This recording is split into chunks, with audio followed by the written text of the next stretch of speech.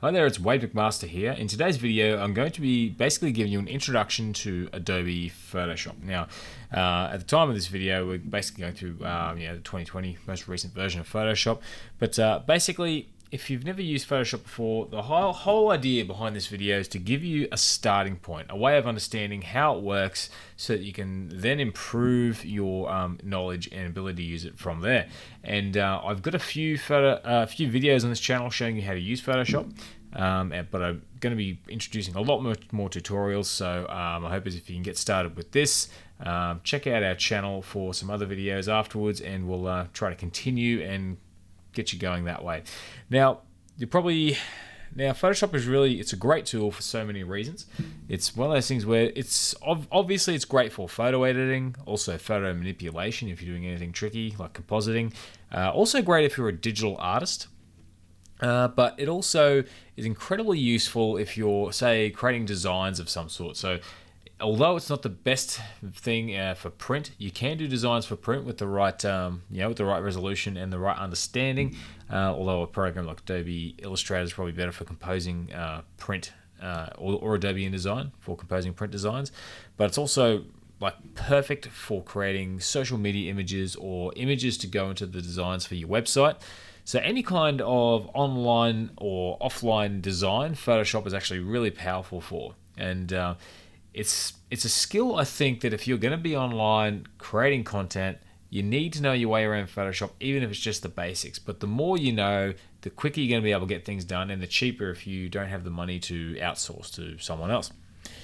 So the whole way this is going to work, I'm basically going to show you how to obviously create a new document or open a document, and then on top of that, we're going to go through and just show you the basics of the interface and a few key areas and a bit of an approach or perspective on editing in Photoshop. So that way you can sit down and go, okay, this is basically how it works, and I can start playing with it from there. And then from there, obviously, we'll review some concepts around how you should save your work, because it's not as simple as just saving it. Photoshop files are different than the files you'll actually use for printing or web. So we're going to cover that as well, and we're going to break this up. So don't forget to check out some of those timestamps in the description below if you want to skip ahead. But otherwise, let's just get straight into it. So I'm going to start off, first of all, now, like any program, you got your menu at the top here with your drop-down options.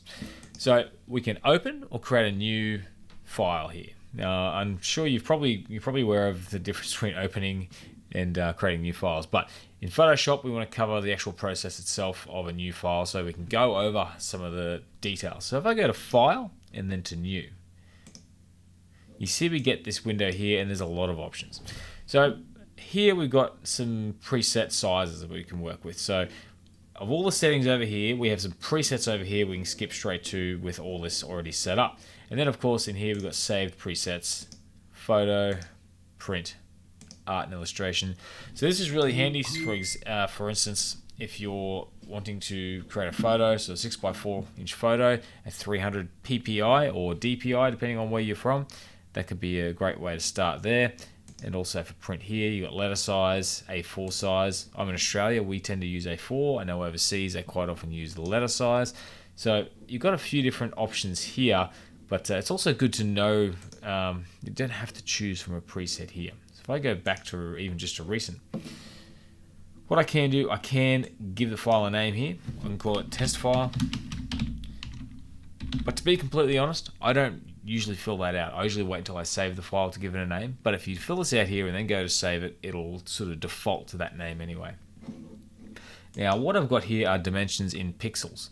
So to give you a bit of an idea, get this drop down here. You got pixels, inches, centimeters, millimeters, points, and picas. So apart from pixels, these are all physical measurements that take place outside of the computer. So if you have a 6x4 inch photo, obviously, and you want to work with that, you want to go with inches. Or if you're creating something for some kind of print, you might want to work in centimeters or millimeters, or if you're going to get really old school, points and picas. So this is pretty much all for print, and I'm sure you've heard of these before, inches, centimeters, and millimeters at least, depending on sort of what country you're in and what you're using. So you can choose to create something for a print size, or you can go with pixels. At the moment, my monitor is it's a 1080p monitor. So if I wanted to create an image that filled the size of that monitor, I go 1920 by 1080 pixels. Now the other thing you can do is there's a whole bunch of file sizes that are preferred for different mediums. So if you check out the description below, I'm going to link to a blog post which shares a whole range of social media image sizes you can use, and these are all in pixels. And then I'll also pop down there a few sizes for print, but if you're looking for print, heading up to the print tab over here, you're probably going to find most of what you need. Anyway, you've got some mock-ups there, but view all presets, letter size, legal, tabloid, A4. So you've got all the sizes you need there under print, but I'll pop a few down below just to sort of get you started. But one thing you want to realize is if we're working in print, you need to work out the resolution, because every image you create is going to be created in pixels. And pixels are essentially little dots of color. So if you're looking at my screen right now, this image here, it basically is created using dots. So you've got some dark gray dots and then some light gray dots. And it's basically 1920 dots across the screen horizontally, and 1080 dots or squares of a single color vertically. That's what makes the image. If you were to zoom right in, which I might just do here in editing, you can see that things get pixelated because the image is made up of pixels.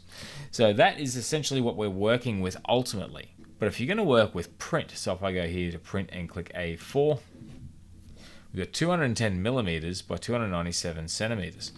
So obviously we can create something that prints at that size, but we want to make sure the image, the detail of the image is sort of got enough dots in it so that when it prints, it comes out sharp. Because if we create an image which is 210 millimeters, but it creates an image that's 21 pixels wide, then we're going to have basically 10 squares across the sheet for our image by however many deep. So generally speaking, to cut past all that, if you're looking at creating for print, 300 pixels per inch. I don't usually use pixels by centimeter. I go for pixels by inch. 300 or more is going to be preferred. 300 is when it's smooth. If you've got some really sharp, high contrast work, sometimes it's even good to go a little higher, like 450 or 600. Great for text, but 300 generally cuts it. Now, another thing, and I'm going to go back over, I'm going to simplify this a little bit. Your color mode, RGB is what we're using for web or any kind of online mode, because RGB is essentially a light spectrum. So anything we're using online, we're going to use RGB. But grayscale you can use, which is also just pretty much in black and white and all the grayscales, all the gray colors in between. CMYK color, which is basic print color. So if you're creating a design for print, you could go with CMYK. If you're doing a design, I probably would go with CMYK, because that is actually what a printer prints with, is cyan, magenta, yellow, and black. So CMYK is great for print. However, if you are just creating a photo or an image that you're going to pop onto a design, I recommend just sticking with RGB, because you can always just convert the image to CMYK after. So the advanced options, I don't really bother with too much. I tend to leave it pretty much the way it is. And of course, you've got your background content. So you can have a black background on your document, a white background, or transparent. You can have a custom color. You can choose a color, so your background of your document might be red. A lot of people just leave it, and you can actually change this later, or you can go to transparent if you want a transparent background to work with or start with. But I'm going to stick with white for this one, and we'll walk through it from there. So to summarize, what we're looking at here is if I want print, I'm going to work in millimeters or inches. But for the sake of this video, I'm going to say pixels. We're going to create something for the web. Maybe it's an Instagram post, so we'll go 1080 by say 1350. So say we're creating an Instagram post. We've got 1080 by 1350 pixels. We can ignore this resolution area because it's not for print. And if we were working for print, we'd go 300 or higher. I'm going to stick with RGB in most cases. So RGB is pretty good. And go from there. If you want to learn the difference between RGB, CMYK, and how that all works, it's a little bit more in depth. And it's a matter of picking. A little bit of experience goes a long way in picking which one you're going to use. But we've got our size here. We ignore the resolution because we're not working for print, and we're just going to stick with a white background, and we're going to create. So now we've basically got a document here for Instagram we can start working with. Now before we get into that, like I said, I do want to get to a point where I don't want to just get straight into something and sort of bypass a lot of the information, because we do want to actually get a grip on our approach and how we do things. But what I'm actually going to do is cover the interface, but I'm actually going to open something first. I'm going to go to File and then to Open, and open a Photoshop file. And I have this image here I created a while ago and posted on Instagram. Now, in order to go over, we're going to basically switch around and go through a few bits and pieces. In Photoshop, you've got basically, like I said before, you've got a menu at the top. You've got some commands you can go through under Edit, which is just things you can do with what you're currently working on the page. Image, so adjustments and options you have for your image itself, including things like resizing the image, that sort of thing. Layers. Now we're going to go through layers in a bit, but these are all just options for your layers. Type for your text. Select for your selection tool, and so on. There's some 3D stuff in there. Not going to go through that in this video. But the view, so pretty much how everything looks, and window, different areas you can switch on or off, that sort of thing. So that's your top. That's pretty much like any other program. Different areas of what you're editing, you've got pretty much a drop down for each with a whole bunch of options. Now on the left here is pretty much your toolbar. You can go through and select any of these tools, and it's pretty much like a point and shoot style. Anything over here on the left. So if I go back to my blank test file here, look at our background. If I say grab this brush, I can point and shoot basically. So I point, click and hold and draw something. And then of course if I choose my eraser, it's the opposite effect. And everything on here is pretty much whatever I touch with it. Like if I use a select tool, it selects the black. If I select here, it selects the white. Or if I have this selection tool, I can click and select certain areas. So pretty much everything here on the left is something that your cursor actually uses to manipulate an image on the canvas. So this is a really powerful way. So this is pretty much where a lot of the real hands-on stuff happens in Photoshop, is using this toolbar, because it's affecting what the cursor does to your artwork. And you may have noticed before up here, I can switch between tabs here, back and forth. And I think this is the button here. It changes the view. I can go for different views in Photoshop, full screen, and that disappears. I then hit F on my keyboard to keep cycling through. So I can change these views around by hitting F. I can go from this to like basically a fuller screen with everything becomes undocked and sort of floats over the top of the canvas. I can click F again and turn everything off and just have this black background. And then of course, if I go back here and hit Tab, by hitting Tab on my keyboard, I can open everything up and see everything. I can still go through hitting F, hit Tab again. And so by hitting F, I change different view modes.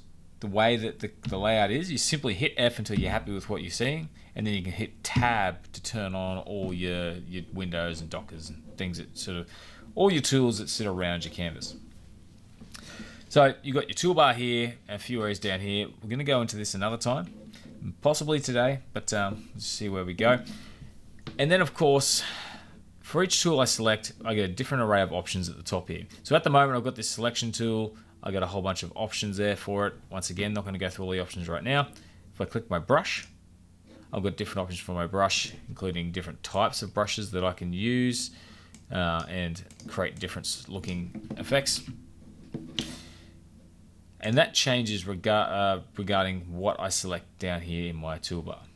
Now on the right, now you see there's a whole bunch of different like panels here, like history, actions, info. I don't actually use all of these, and quite often I just leave it there because I have a few key ones I use, and there's a few key ones that most people use. But these are basically where just different controls sit.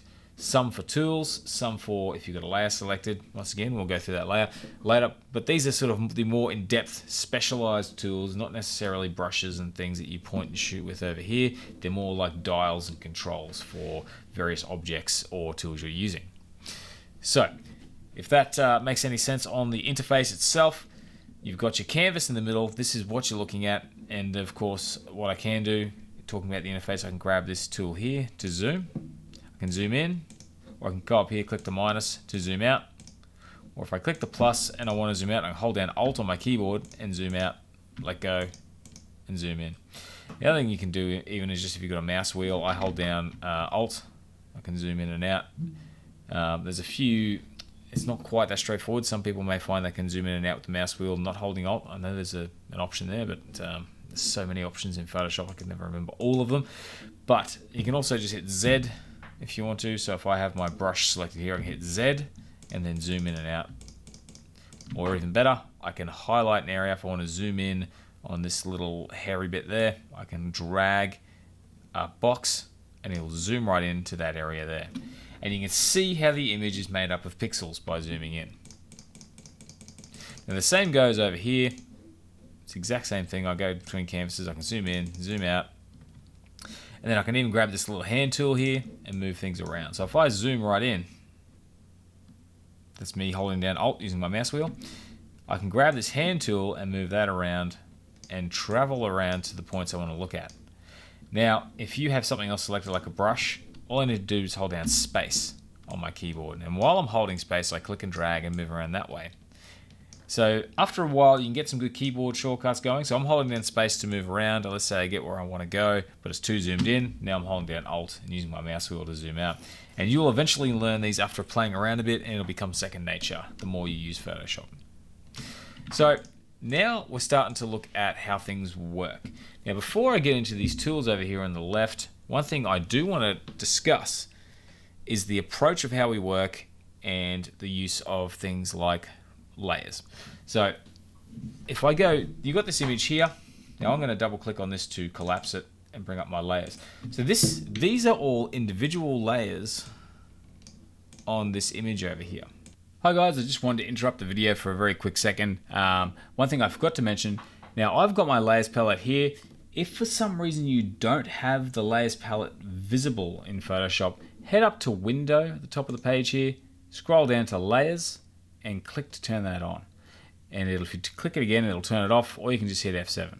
So at the moment, if I click that, it'll disappear, Windows, and then Layers, click that again, it'll reappear. So if you don't see that, that's how you find it, going to Window and then Layers to turn that on. And the way that works, if you think of a stack of paper, the background is like it's like the back of the book, it's like the book cover, it's black.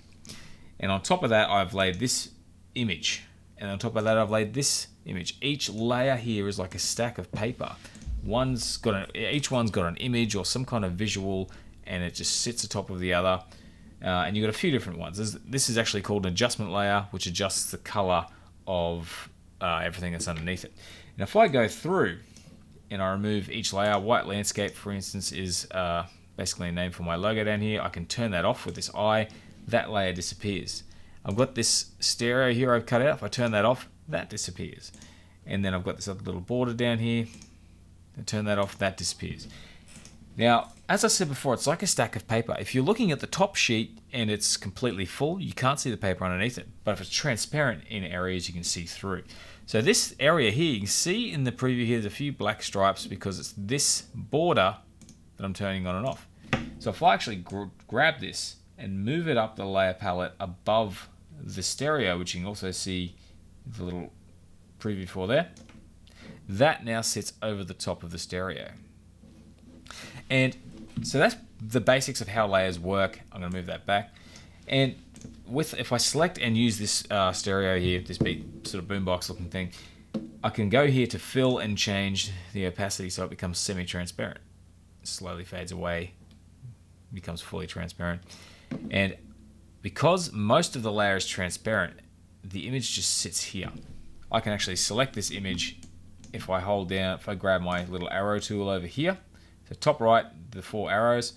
By the way, if you can't see any of these, hold down here. Look for this other artboard tool if you can, and then change over. So I'm clicking and holding. If you see this one here instead of the arrow, like that, click and hold, and grab the move tool that way.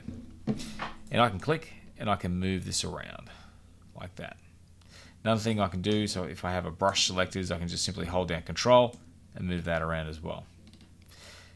There's a little bit more to that as well, but we're just covering the basics here. But if you have trouble, let's say that you've selected your move tool and you've clicked off the object, Mine moves because I've got, so if I actually choose auto select here, then it'll actually move, even though I have this boombox selected, it'll actually move the border instead. Now, a lot of people prefer that because now the border is selected. I prefer to have that turned off because then if I have the layer selected, it doesn't matter where I click, it'll move around. Now, that might not seem like a big deal with a big box like this, but when you're moving text and things that have a lot of that are very thin areas and difficult to select, having that turned off does make it easier, personally. So if that gives you some idea, so what we're basically working with in Photoshop is we're creating a canvas, and we can lay sort of like layers, like stacks of paper, we're going to call them layers, on top of one another to get the desired effect. We can make things semi-transparent. For instance, this here, this background here is actually at 23%, which is why it's so dark. If I bring it up, you'll see more of it in the background, it becomes stronger. So I get that nice dark, subtle texture effect by keeping it at about 22, 23%. There's something else you may notice is we actually have different blend modes. And the opacity is actually similar. Fill and opacity do more or less the same job, but they do interact in slightly different ways. It's a topic for another video, but I would recommend playing with both if you're going to be using blend modes, because what we're doing here, if I click on the boombox again, here where it says normal, I've got different blend modes. So if I click on this, I've got here under darken, these are all options that will actually darken the image behind the boombox. The next section will actually lighten anything in different ways. And then we've got a combination, something that lightens and darkens depending on the colors of the image. Because it's mostly black, you get mostly darkened, but because you've got some nice strong whites, it also lightens it. And difference has a few different weird effects if you, whereas it sort of inverts different colors, and then a few other things like hue, which changes the color on the spectrum. Saturation is how rich the color is. Color is similar, where it's just basically whatever colors on the image. I don't know if you can notice it there, but there's a tiny little bit of blue where that boombox is, and greens because the color of the boombox is actually overriding the color of the object behind it. And the luminosity is the light, so how dark or how light the object is passed through to the layers beneath, which is why we have the same colors as the images beneath the boombox, but the boombox has like a way of lightening and darkening to create like a black and white effect. Now that may be a little confusing, but with a little bit of time playing with that, and also we're going to go through another video explaining these, you get an idea of how to blend it. But you can see here, if I put it on multiply or color burn, it's really difficult to see because it's mostly black. If I knock the fill back a little bit, you can see the effects slowly sort of taking place. It's hard to find that middle ground because burn is a very intense blend mode. But if I switch to color dodge, where we have a lot of really harsh whites, you can see that really standing out and blending. But color dodge and color burn, they have a very saturated effect on the images beneath them. So if I get a screen, I get a much natural effect. Or if I go to multiply, the white tends to disappear. So you can play around with these different blend modes, such as hard light, which would really crank it up, sort of like really harsh whites and blacks, and play around with different blend modes to get different effects. You can get some very powerful effects here using layers, but once again, just a topic for another video. I'm going to switch that back to normal. So that's pretty much the approach we're looking at in terms of the canvas, and we're going to build upon this as we go through and basically how we edit. So the approach is, once again, we've got our canvas, we've got layers on top of one another. This can be text, images, or if I go down here, I've got adjustment layers. So if I click on this here, I can actually change different variables, because this actually is a color. If I turn it off, it's actually colorized everything underneath it. If I actually bring that up again, this gradient map has colorized everything underneath it into two colors. So if I turn it on, we see all the colors coming through. So that's an adjustment layer, because it's adjusting the colors and the look of, basically the adjustments of the images beneath it. So building on layers, adding bits and pieces, shuffling them around on top of or underneath one another. It's pretty much the preferred way for most people to edit in Photoshop, because then they can just reorder things as they wish. You can turn layers off and turn them on. So if you've got something you want to test, you can put two layers on there, turn them off or on, see which one looks better, and have a play with that. But yeah, you're starting to get the idea. So now with those layers, we're going to start creating. So if I go back over here to the test file, I'm going to start looking at how we edit. So I'm going to highlight all this and hit delete. So the first thing I'm going to do is there's another thing to discuss in layers is we've got this background. But let's say I wanted to create a PNG with a transparent background or something to pop on a website. So that way whatever's underneath it can show through when I pop it on the website. This white background is going to make that impossible. Because if I'm popping this over a photo, I can't try and always line up the photo so it all connects up perfectly. So what I'm going to double click on this layer and it'll come up with new layer, layer 0. And I can call it layer 0 or I can call it background. Either way I can do that, and now it is a layer. Because what happened before is if I undo by hitting Control Z, if I grab my eraser here and try to erase, it just goes back to white because white is the background color. But if I double click, make this just a layer, now when I grab this eraser tool, it comes through with transparency. So those little white and gray boxes are actually transparency. So if I pop anything underneath this, so let's say I go back over here, I'll just quickly copy this whole image. I won't go into how I did that necessarily right now, but just to demonstrate. Now if I hit Control V or edit and paste, I can move this layer underneath and you'll see that it is now transparent. So it's actually showing that image underneath it. So that's a powerful thing, is actually removing that background layer if you accidentally create a document that's doesn't have a transparent background, because you can create a transparent background just by double clicking on that layer. So I'm going to right click and I'm going to delete this layer. There's a few options there. Delete layer, or if you want to get nice, quick and easy, I can click and drag it into the bin in the bottom right hand corner. So now I've made that a layer, I'm going to actually grab my selection tool. I can select the whole document, hit delete, and now I have a transparency. So we're going to start adding things to the document and showing you just some of the tools. Not going to go through all these tools. There's a lot in here. I might touch and describe on a few, but we're going to demonstrate some of the key ones.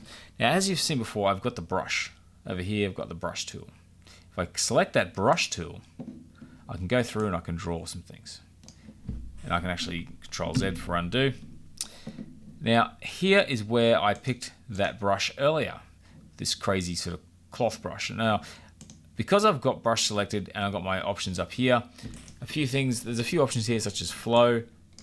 If I change that back and forth, you'll see we get a different effect where it doesn't flow as richly. If I pump it up, it's quite aggressive. At 100%, it's very aggressive. So flow actually changes just basically the flow of the brush. And also you have opacity, so I can actually keep it at the full strength of flow, but it's just semi-transparent. So you got a few options that way as well. By the way, if you want to know what I'm doing here when I'm deleting, I'm just hitting Control A to select the whole document and then delete to clear the layer. Now smoothing, I can crank that right up. I can make my brush size smaller. So if I go up to my brush up here, I've got my size slider here, it's 250 pixels. I can make it a lot smaller, about 45 pixels. I'm going to put the opacity right up. And what we're going to do, actually, we're going to put the smoothing at 0% and we're going to sort of just draw something here.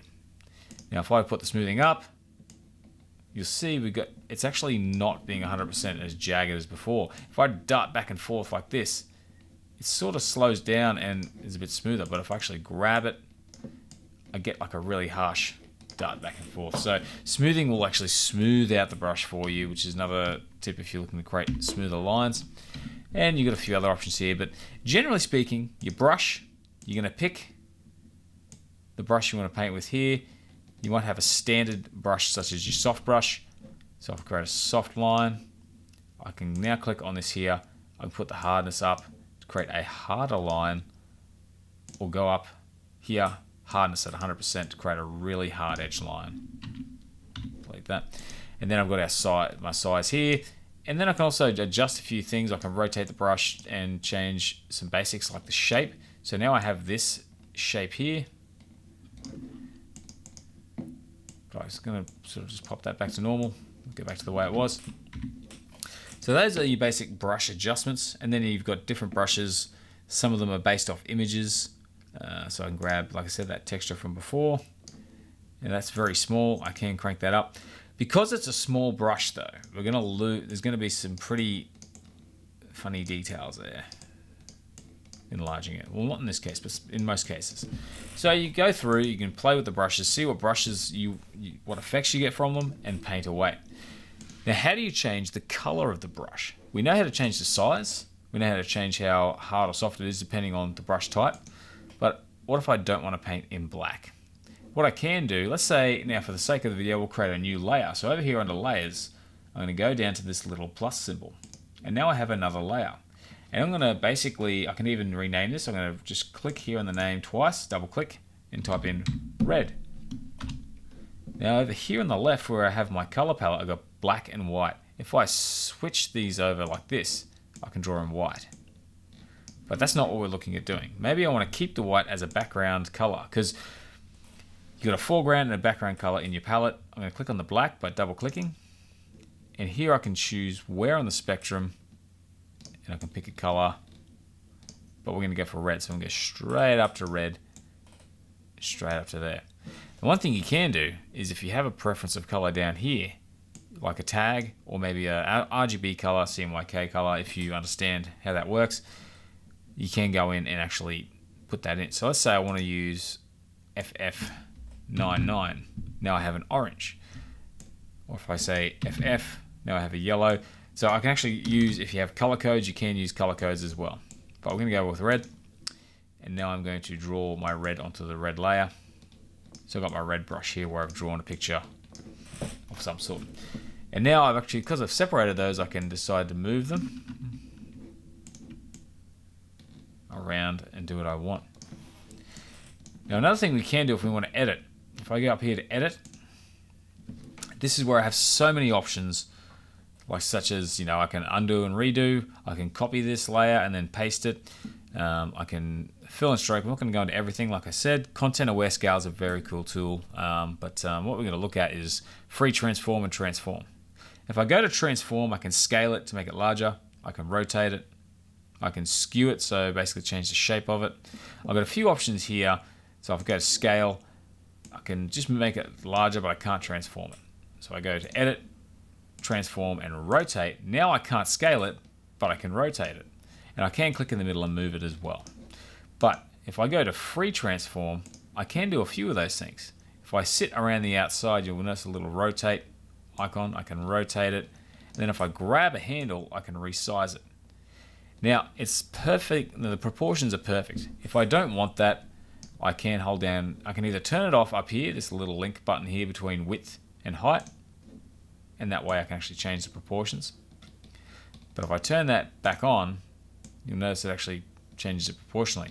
Rather than going up here every time, I can just hold down Shift on my keyboard and do it that way. So I can draw, and then you go to Edit to transform, or hit Control T for free transform, and move some things around. Now you've got a few other settings here, not really, apart from maybe preferences if there's anything you want to explore there, but generally speaking, I'm not going to worry about that right now. So I've got my two layers here with some objects I can move around. So let's just say this is a design I'm working on. Now the one thing I'm going to do is I'm going to say, okay, look, I've got a transparent background, but maybe I want to introduce something into the background here. So I'm going to go to File and then to Place. Sorry, Place Linked or Place Embedded. Place Embedded means it'll actually take an image and pop it in there. It's embedded in the document. Place Linked, now I do believe this is accurate, will actually place a file in there, but if you update that file, it's then easier for you to simply re-reference that file and it'll auto-update in the file there. So we're going to go Place Embedded, and let's just grab something like, grab this. I'm going to pop that in the background underneath the black. And now I'm going to add some text. And it's going to be pretty difficult to read, so I'm actually going to, what I'm also going to do, I'm going to backtrack a little bit. We're not going to get with the text just yet. What we're going to do is work on selection tools. So what we've got up here is the rectangular marquee tool. So we've been looking at the brushes, how to paint with brushes. Now what we're going to do is actually grab the marquee tool up here. If I click and hold that, so if you see any of these here, that's where you click to select any of these other marquee tools. So before I go into how that works, I can actually grab this. Well, actually, I can grab this sort of square rectangular marquee. Now, I may dart a little back and forward here.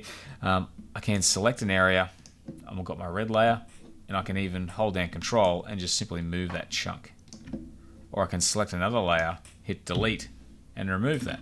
The selection tool allows me to select and edit only things within the selection.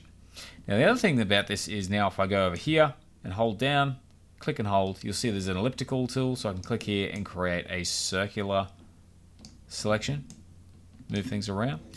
Or I can go here. Now these ones select the entire width or the entire height, so I click on single row and I can just create a row selection there.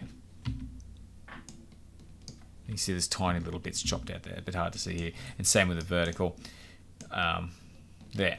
But what happens if you want to select a certain shape, not just a square or a circle? Over here, we have the polygon lasso tool.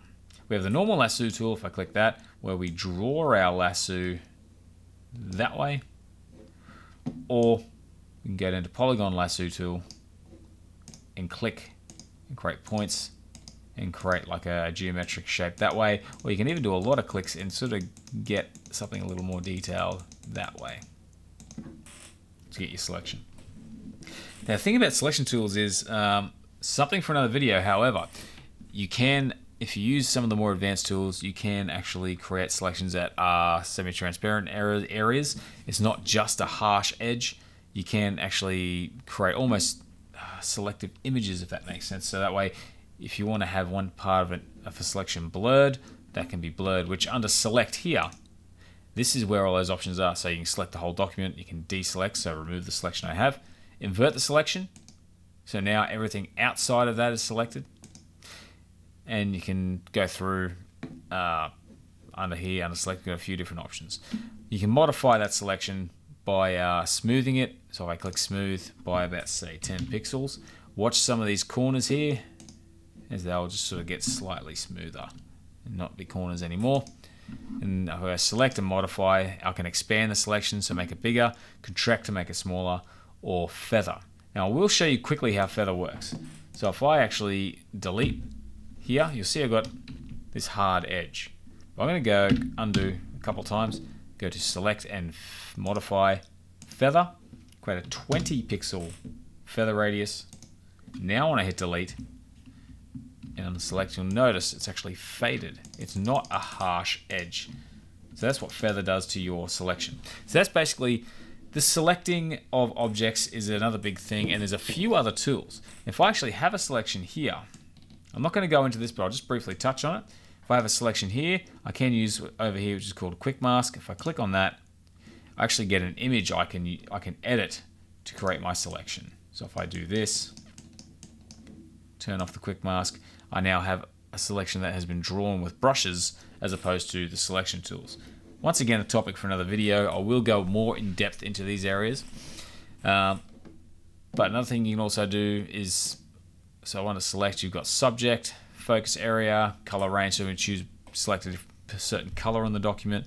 Focus area is good if you have a sharp object against a blurry background or something like that. You can select just the object that is focused.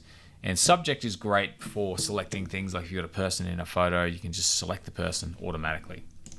But that is essentially how selection works. Now, if you have certain layers like text and that, you can't actually select and manipulate unless you rasterize those layers. So that means instead of having a layer which is editable text, it will convert it into an image. So you won't be able to edit the text in the sense of actually grabbing the text tool and editing it, but you will be able to chop it up and do things with it and get more visual. Okay, so the next thing we can look at is the text tool. So we've got our brushes, we can paint things on there. Obviously, we can use the eraser tool here to, the eraser tool here to erase, and it behaves just like a brush as well. So the eraser tool is essentially the brush tool, but it erases. Now we're going to look at text. So if I click the text tool here, and I don't even have to create a new layer, I can either draw a box, and you can see all my text appears within that box, or if I just get out of there, I can just click, and it'll come up with a little bit of text. But I start typing, I just say, here are my words, hit Control Enter, I get some text here. Now I can do my free transform, going here, free transform, or hit Control T and resize that text. Now that's a bit hard to read. The red is it's not a great color. It's a real mid-tone, and we haven't got any super dark colors against it. One thing we can do is, for one, what I'm going to do is actually go underneath. I'm going to click down here to add a new layer. And over here we've got a paint bucket tool. This paint bucket tool allows me to simply, you've got other things like 3D material drop, not going to go into that, or a gradient. If I create a gradient, so I select the gradient instead, and as before, if you don't see it, look for one of these other tools and then hold down select to grab it. It creates a blend between two colors, between red, so between black and white in this instance. If I use this little drop down up here, I've actually got something else selected. So if I go to basics and choose the first one here, so drop down, basics, and the first one, it'll create a blend between the two colors. I can just go down, go from red to white, or the other way around. And then of course you've got other gradients you can choose down here if you want to play with those. And you'll notice here we've got red to transparent as well. So if I click on that, I can Control A to remove, I can create a gradient that goes transparent as well. But what I'm going to do, instead, I'm going to choose my paint bucket tool, so click and hold, paint bucket tool. I'm going to click this to reset the paint swatch to black and white, and I'm going to just drop some black in there. And now I'm going to grab this text, grab this layer fill, make it about 70%. So now it's semi-transparent. The red's a bit easier to read, but I'm still not a fan of the red. So I'm going to click on, the text has become its own layer. You see it says here are my words. I've typed those in and the layer has automatically been named that. Until I rename it, it'll just simply display whatever text I put in there. So if I click on this layer, click my text tool. Now you do have a few other ones here, vertical type, to type downwards. There's a masking tool you can use, so you can type and create a mask. To be honest, I've been using Photoshop for almost 20 years. I've never actually used that because you can always just simply select a layer by holding Control and creating a selection that way. But back to our standard text tool, horizontal type tool. I've got options at the top here. And these are pretty basic if you've ever used any text editor on a computer. You've got under here where it says Montserrat, that's actually the font. I can click here and choose another font. So you can go through all the fonts on your computer are available. Here, I can change it from vertical to horizontal. Over here under regular is basically, we've got here regular. If I go back and I've got my recent fonts here, so maybe I choose Oswald. Over here under regular, we'll get our thicknesses like bold, or if I choose a different font again, something that's got a few more variations. So we'll go, just go down to Arial and type in what I'm after. So I can type in the name of the font to narrow that down. Go straight to good old-fashioned Arial regular. Now all the variations of that font are here with little previews. I can go black. If I want to use italics, I go maybe bold and italics. And I can go through these options. This is the text size, 16. I can make it huge. I can even click, because I have the text tool, I can just click in, hit enter, type some more. I'm going to go back and make this 18. And there's more to it than just this layer here, but we'll get into that. Now this is basically how the text is smooth. So if I grab my zoom tool and just zoom in, grab my text tool again, this just basically dictates how the text is anti-aliased, which means where there are sort of smooth edges, it creates, if you zoom in here, it creates semi-transparent pixels to give the illusion of smoothness. So if I zoom out here, that doesn't look too bad. But if I select my text tool and go to none, all of a sudden it's super blocky and harsh on the edges.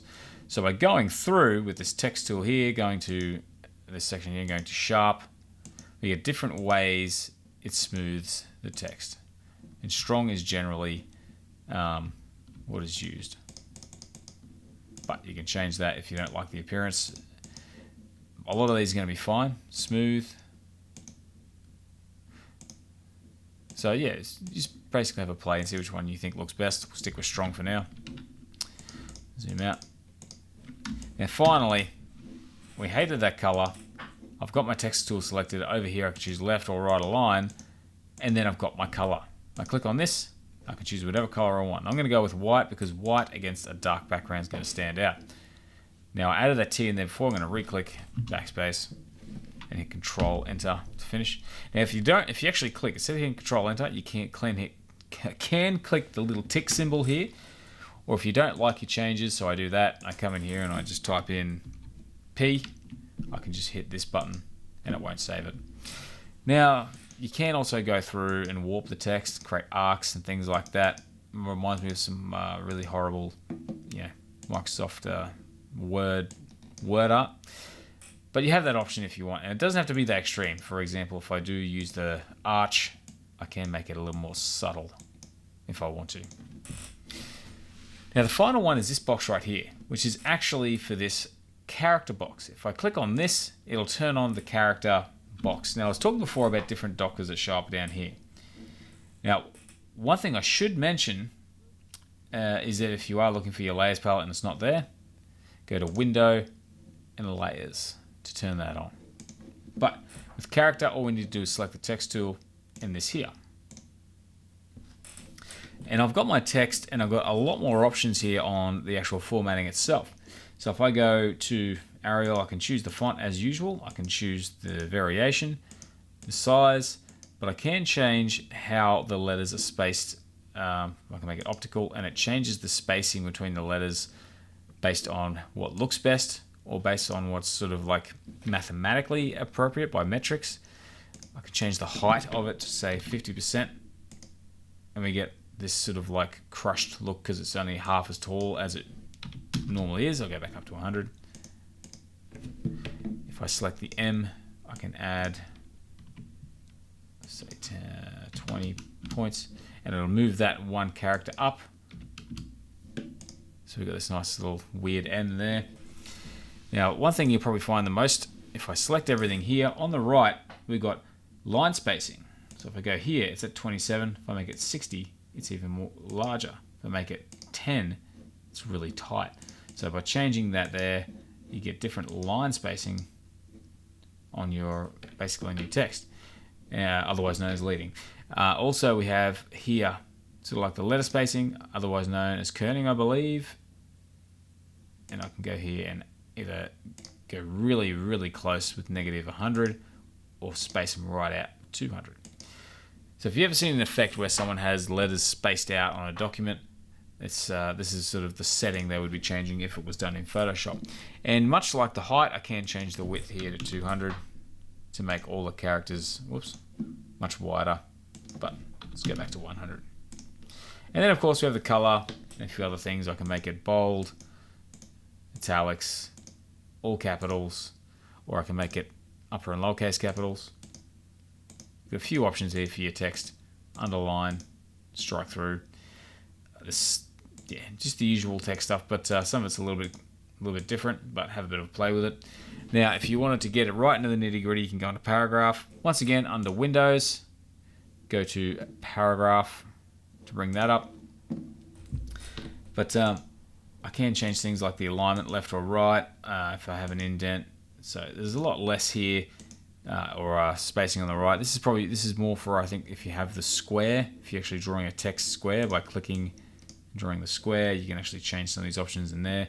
Hyphenate if lines end up breaking. So if I just create one long thing here, I can click hyphenate. If I want to, it'll hyphenate a line or a word. So I will just remove that layer. So character and paragraph, you've got your basic text options there, and the really basic, the main stuff is at the top here as well. Okay, so we've covered the workspace, we've covered brushes, layers, selections, and text. So what we're going to look at now is we're going to sort of skim over some of these and just touch on them. So I'm going to turn off some of these layers and turn off the black and bring up this image. At the moment, this is what is called a smart object, and I can't edit it. So I'm going to right click. Much as I mentioned before with the text, if I right click on the text, I can, but not on the actual preview. Just close that for a sec. Not in the preview here itself, but over here, I can go to rasterize type. It's the same thing here. I'm going to click on this layer and go rasterize layer. Because what happens is with the smart object, if I try to draw on it, it simply doesn't let me. Because it's actually an embedded image and it's not an image that's sitting raw and ready to edit. So I'm going to right click here and I'm going to rasterize the layer. So now if I were to grab my brush, I can edit it if I want to. So going over a few things, we've covered the movement here, the selection tools.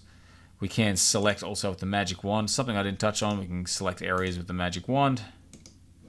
But I sort of feel like, you know, you got object selection, things like that, like a few different options. I think the main thing is being able to select with these two here, but the magic wand can be quite powerful as well. Slices is more for creating different sections of the image. So you can go to the slice tool and, you know, basically create a whole bunch of different areas on the image and then later on export them, and it'll cut the image up into lots of separate little images. Perfect for web design. Not going to go into that right now. But one thing I should touch on is the crop tool. Now at the moment this has got a bit of space top and bottom, but let's say I want to cut that out. One thing I can do is I can grab my select tool, go over the top and hit image crop, and I've cropped it down to that size. If I undo that, I actually have a crop tool which does a similar thing. So if I go to the slice tool, go crop tool, I can draw, I can rotate. I've got a few more options. I can actually rotate the canvas and move the crop around.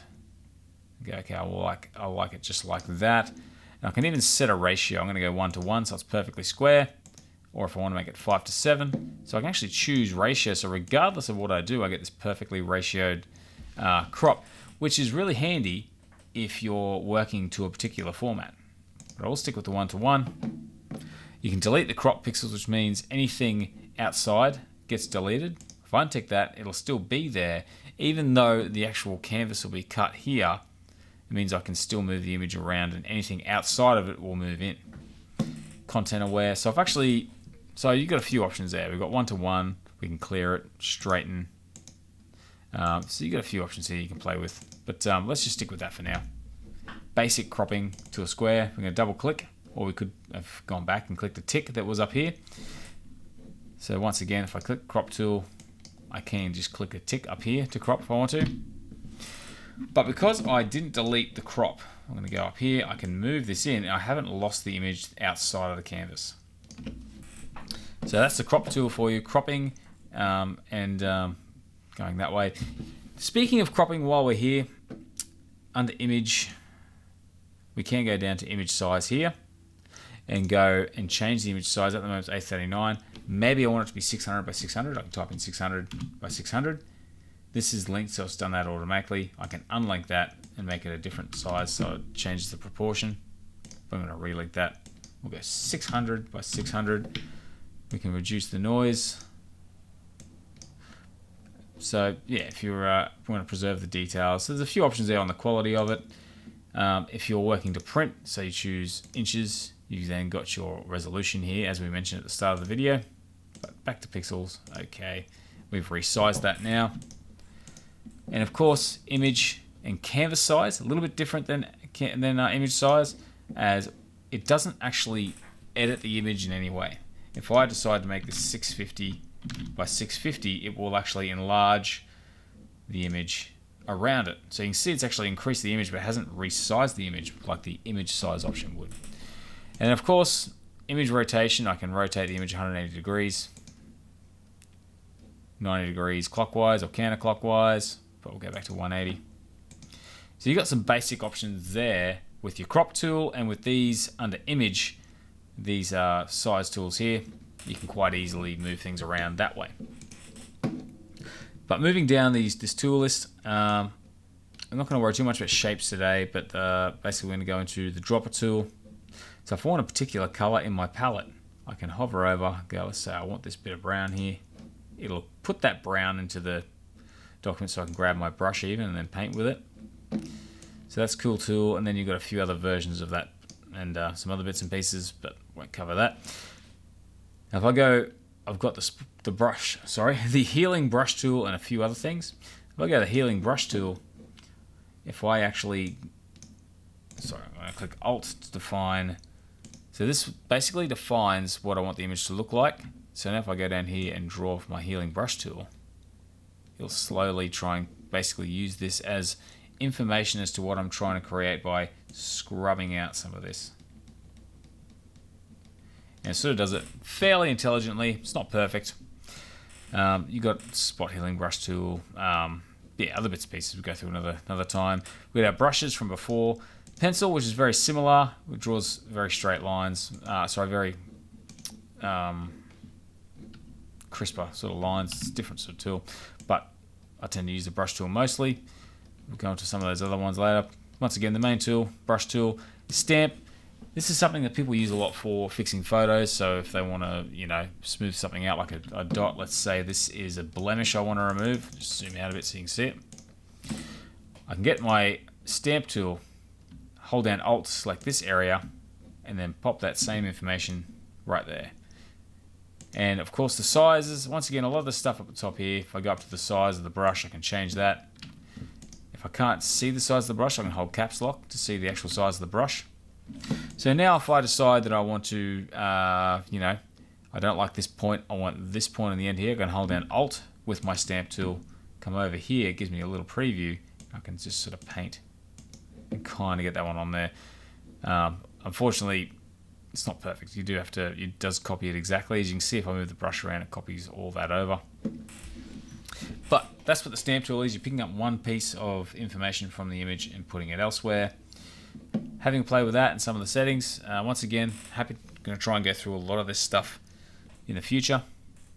History brush tool, so it's another tool. If you've got a history panel over here, kind of relates to that. Not going to go into that, but you got your eraser tool. You got your background eraser tool. So what I can do is click an area and erase only any information that aligns with the area that this little square in the middle of the brush touches. However, the tolerance is pretty high, so it's also getting some of the finger there. So if I go down, but if I go too low, it won't get rid of everything. So you got to find that balance if you want this tool to work for you, and to sort of remove certain areas without just removing everything. And then of course you've got the magic erase tool. So if I click here, it'll just erase areas of the document by selection. So that's your eraser, your options with the eraser. Get your standard eraser. Paint bucket we touched on, and the gradient tool. Blur, sharpen, and smudge. Smudge is pretty cool. It allows you to obviously grab something like you're using your finger and just sort of smudge it. You can change the strength, knock it down, and get like more gradual smudging effects. If I use the blur tool, I can make the brush a bit smaller. I'm actually hitting the square brackets to make that bigger and smaller. But I can just blur one part of the image. I can also go to sharpen, and if I find something here, I can try and sharpen that part of the image. Difficult when it's so blurry, I guess, but it allows you to sharpen edges as if you're painting those sharp edges on there. Now, dodge and burn, very similar to color burn and color dodge. One darkens and one lightens, but in a very burning way, if that makes sense. So if I want to actually lighten this up, I can paint and paint and paint and get this really light, brightened effect. But if I go from the dodge tool to the burn tool, it has the opposite effect where it slowly burns.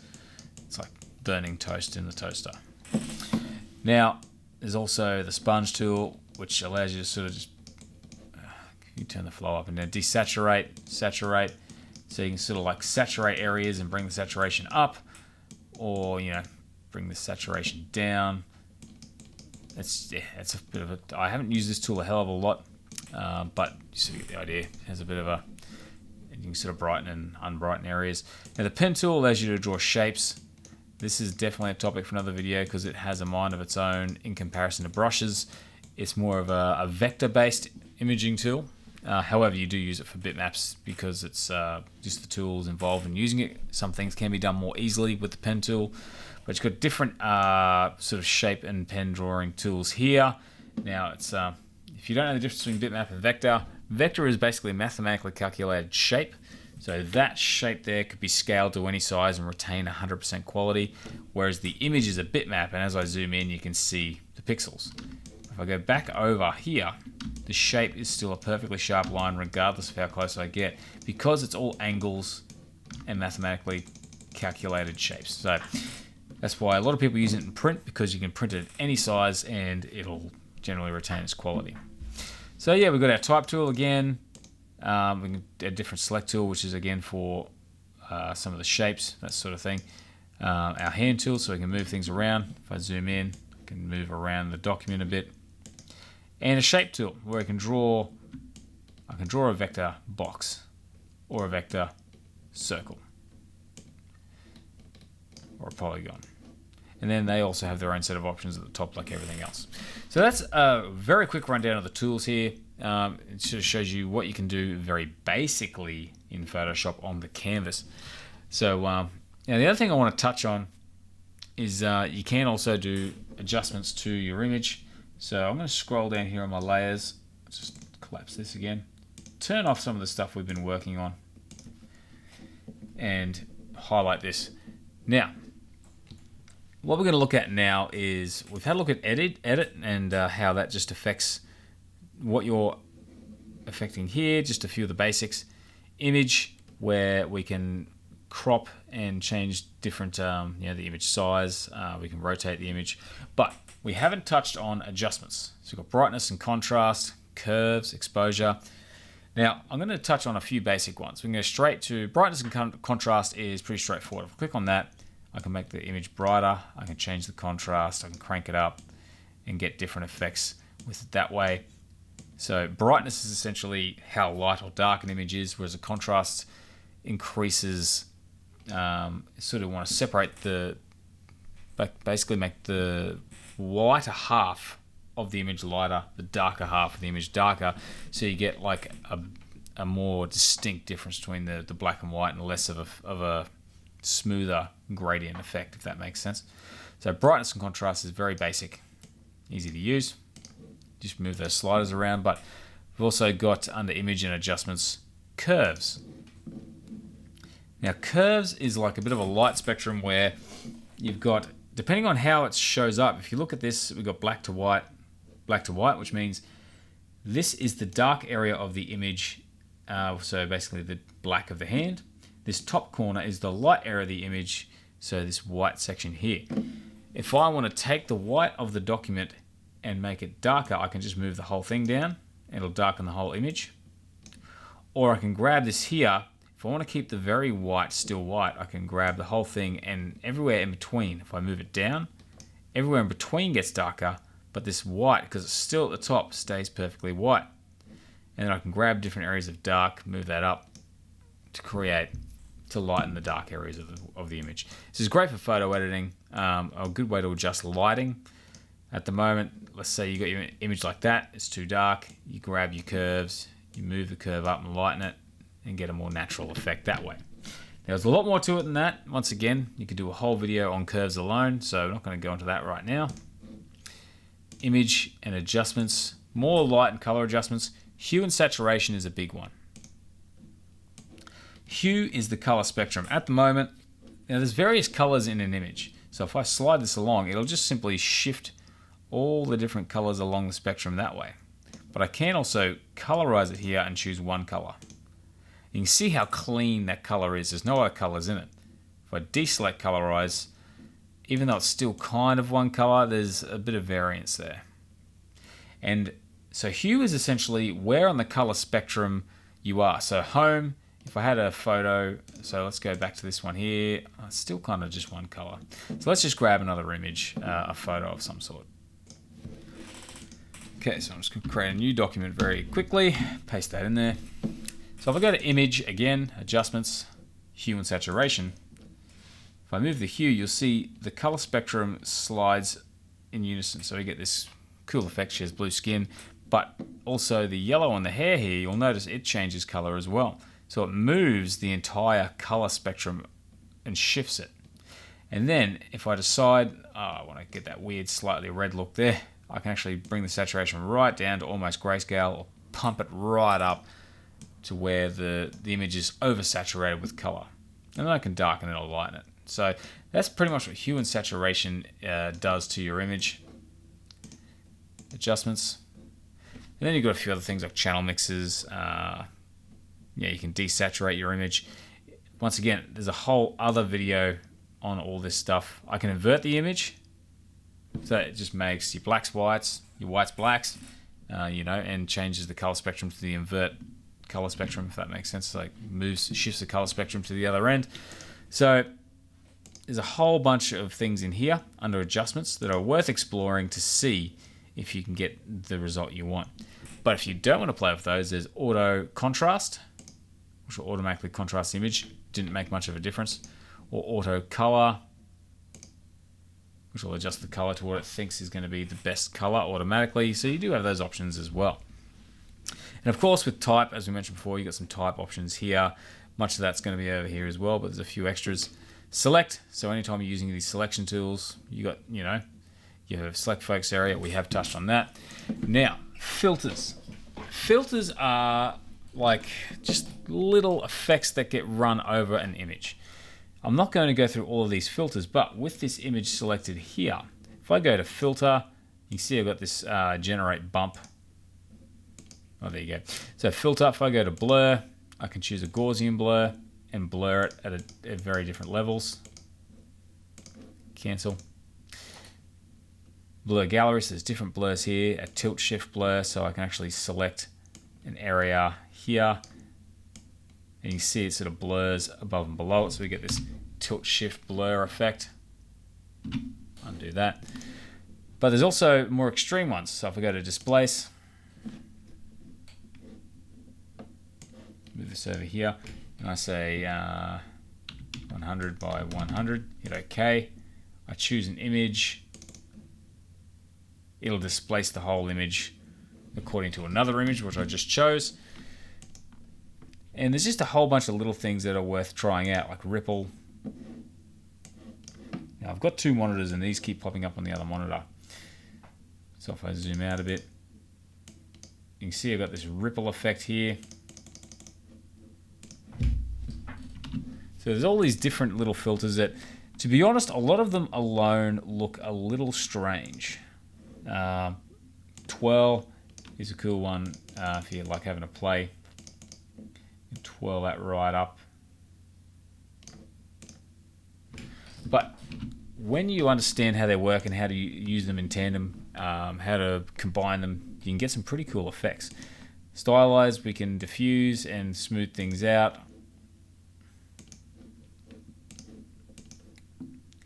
Render, clouds. You can create clouds pretty easily.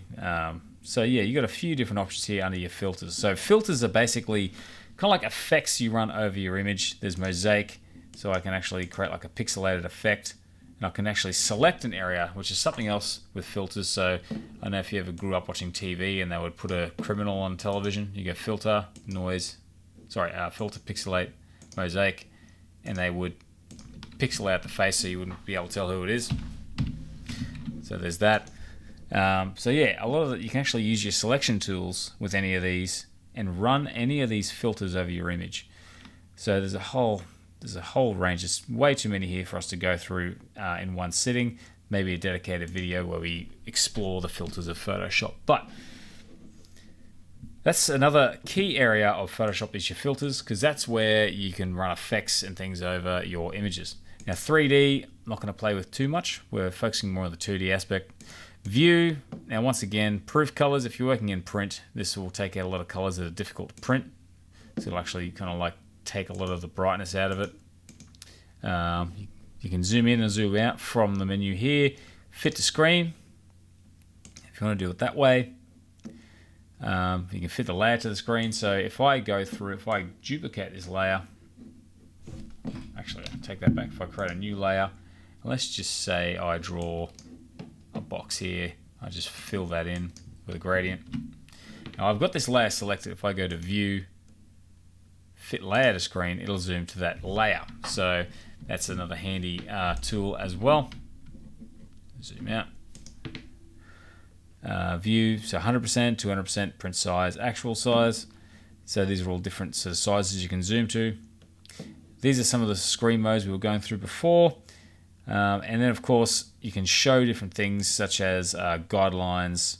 So you can, pop your guidelines on here and there. Sorry. So show layer edges if you want to show the layer edges on here so you can see where the layers actually end. I don't like that, so I'm going to turn that off. Slices, so if you select slices, which is that tool from over here we were looking at before, it'll show that. That's basically it. And snap, you can turn snap on or off, so that means if you're trying to draw or move something next to something, it'll snap it into position in alignment with something else. And go from there. Window, so window is where you turn a lot of things on and off. As I mentioned before, the layers palette here, you can actually just turn that on or off. So I've got window, I've turned that off and it's gone. If I go back and press layers again, it'll turn it back on and pop it there. So a lot of options here, actions, history, it's all down there. Now, one thing I want to touch on very quickly also, just before we end do finalize and go through exporting and saving. There's a lot of options here, and it's just, there's way too much to learn in one video. But if I want to go through, I want to touch on history because we've done a lot. I'm going to go, I've got history ticked over here, and this is my history. So I'm going to actually double click on layers to collapse it so I can bring up my history. And this is the history of the document. It's got when I created the new document, when I pasted it, when I auto contrasted, auto colored, when I did my rectangular marquee. Now every time I undo something, so if I go down to deselect here, if I actually grab my brush and draw on here like this, you'll see there's the brush tool. If I hit Control Z or go to edit and undo, it's there until I do something else. So the brush tool is there, but now if I decide I'm going to use the eraser tool, all of a sudden the brush tool disappears and I have the eraser tool. So you can actually get a list of all the things you've done to your document to a point. It doesn't store unlimited history states. It only stores up to a point. You can change that somewhere. Once again, another video. But that's actually a history of changes in your document you can go through, and you can even create screenshots if you want to. But yeah, another video. So go through, and you can actually, if you go, I've done all this work to my document, but I actually like what it was about 3 minutes ago before I did a whole bunch of things. You can bring up your history panel and just go straight back to it and go from there. So history is great if you don't want to sit there clicking undo and redo all day. History is a great way to do that. So I've touched on a lot of the interface and a lot of things you can do in Photoshop. Now, as I said, all of these are tools to apply to the canvas. The main thing you're trying to do is paint onto the canvas, type onto the canvas, insert images, and use layers to organize that, as I said here, and put certain things on top of or below you where you want them to go to create your image. Now, when we save images from Photoshop, what we want to do, we don't want to lose all of our layers and all the information.